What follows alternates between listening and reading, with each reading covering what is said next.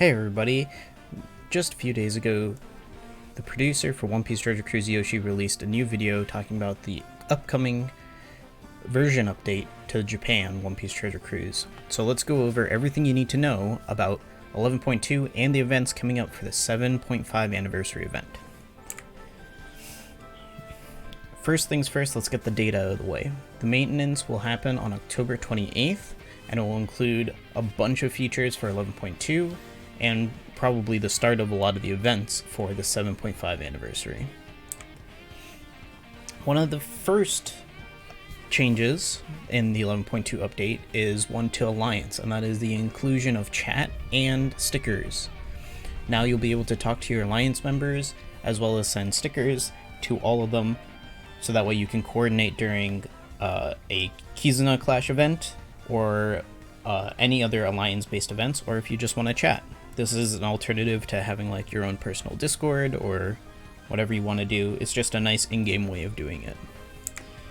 Here are a bunch of the available stickers. They're all Straw Hat themed, so you'll be able to use them, and when they come to the game, we'll probably be able to rip them and use them on like Discord servers and stuff like that. They're very cool looking stickers, like iMessage quality. The next thing in the version update is changes to how abilities level up. So this change specifically will make it so that way you don't have to unlock an ability in order to level it up.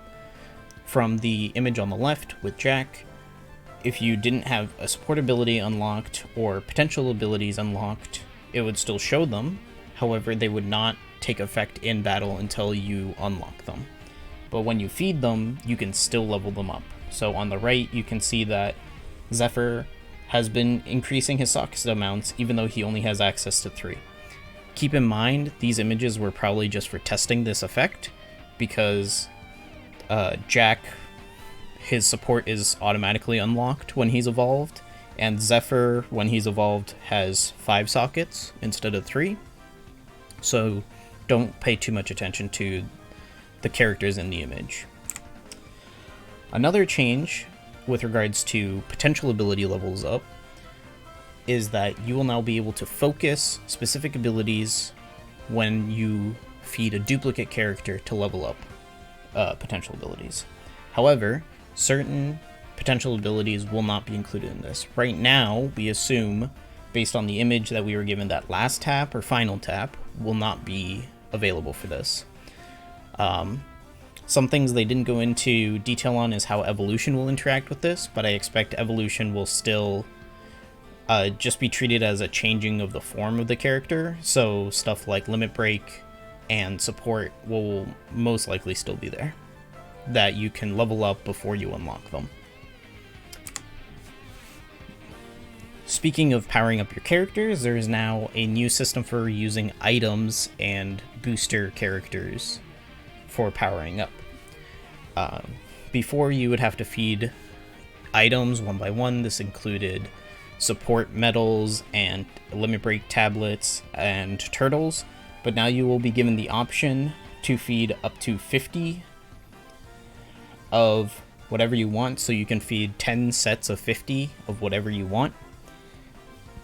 So this also means that if you have 1,000 tablets of something, you won't accidentally feed 1,000. You'll at most feed 50. So very quick and easy way to use up your Pirate Rumble flags if you have a bunch of them, or maybe you have a bunch of turtles and you just want to quickly level up a character. Instead of using 20 princess turtles in 2 different feeds, you can do that very quickly now, and you can do 9 other things while you're leveling up level. However, I should add, this does not include socket tomes. You can still only feed socket tomes one by one, according to the video that Yoshi put out. However, another thing that will speed up the amount of time it takes to power up a character is the skip button on the power-up screen. Normally that would only skip the level up animation for the character level. It will now skip all animations, and it will just jump you to what we have on the right, where all the numbers that changed show up in red to accentuate them. So the support has increased, as well as the character levels, special level, and stats, but the limit break levels did not increase in the video, so they stayed as 1s, and their color of that text didn't change. So you'll be able to power up characters very quickly now. All of this has basically just been decreasing the amount of time you spend powering up characters when you get them, which has been a big issue because you can often spend like 10 to 20 minutes sometimes for a single character just getting all the stuff together to power them up. Another time save is now redirects when you're powering up a character. This was an issue when you would evolve a character and then you try to go and power them up again. You'd have to go look through your box again for them, just because of the way the power-up system currently works.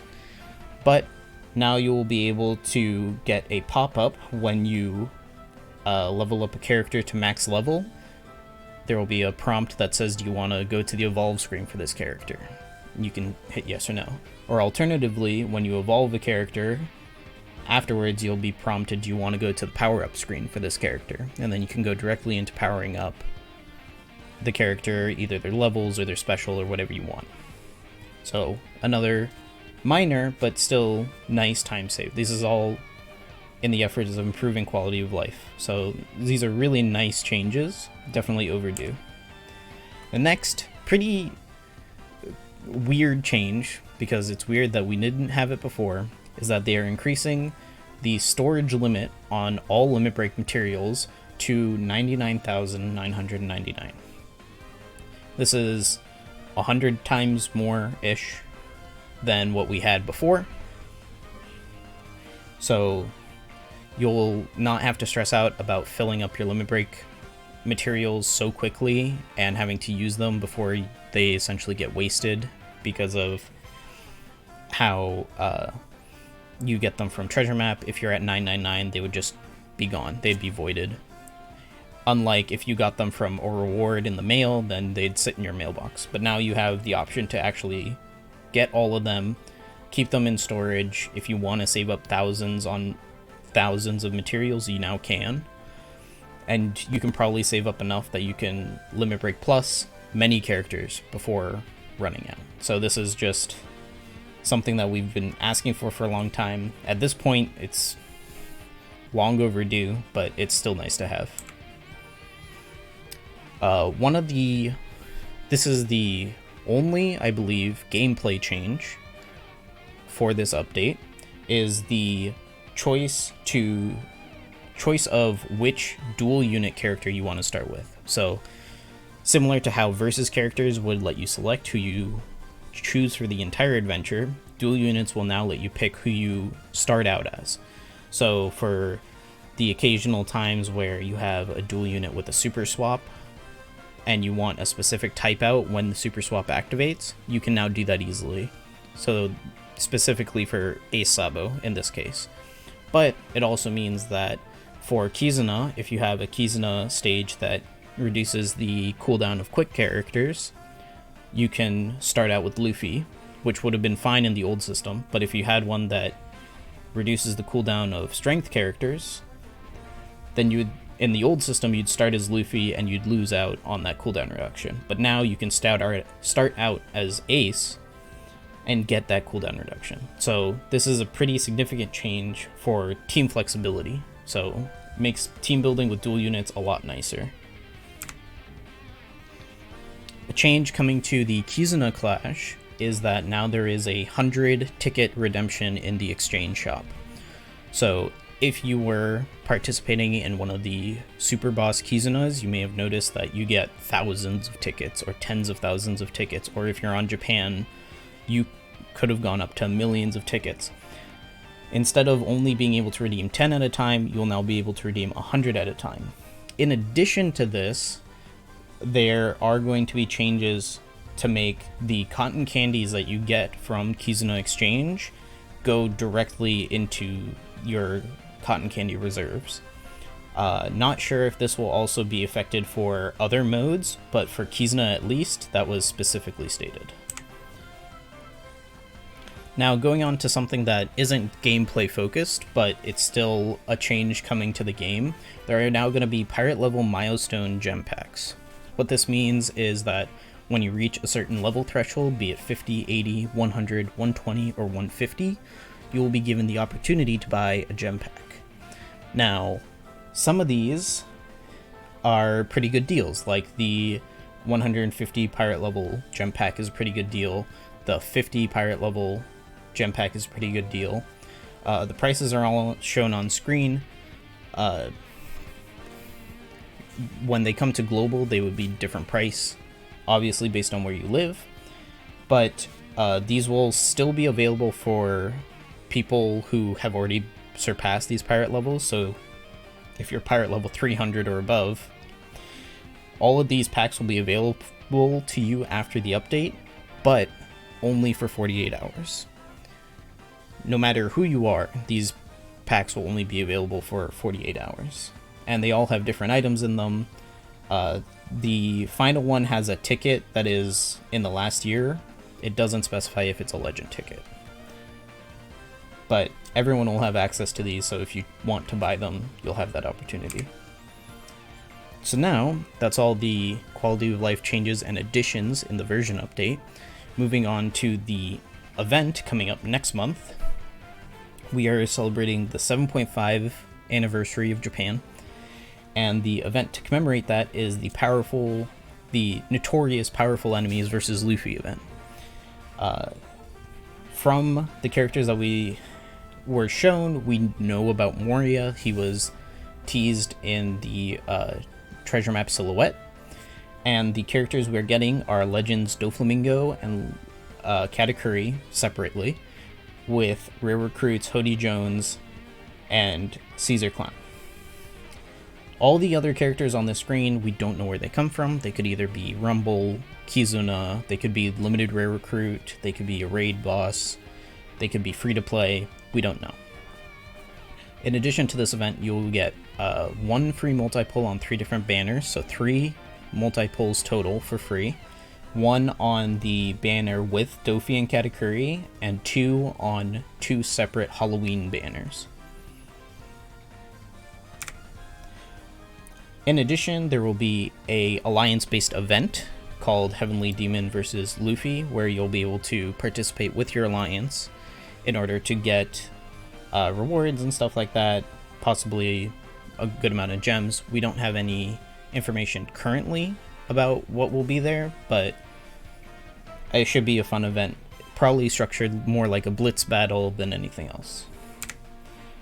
Now, the key difference between a lot of the older legends and the new Katakuri and Dofi is that these are super class legends. So these function very similarly to super type. However, there is slight differences. The activation is the same. You swipe down after meeting a certain condition. So for Katakuri, his condition is to have Luffy, a number of the Big Mom family, or he has another condition where he has to have 4 specials used in the adventure in total. So if you use 4 specials at any time, or you have Luffy or one of the Big Mom family characters, then you can activate his special. So he has 2 different conditions that you can fulfill, which is nice for flexibility. But instead of turning characters into super Dex or super Quick or super Psy, he will turn them into super Powerhouse. Katakuri is a Powerhouse lead.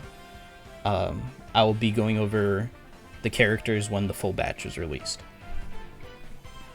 The difference between super type and super class is that super type would give you an affinity against either affinities you're weak and strong against, so you do more damage to those that you're weak and strong against. In the video, it described super class as increasing the stats of characters. In the top right image with Katakuri, it says increases the stats of characters. We don't know the stat boost yet. if it's a static stat boost, it could be 500 health, 200 attack, 100 recovery.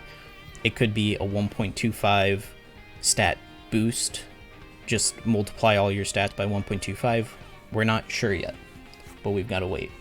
And it looks like the icon for super class doesn't overwrite your type icon.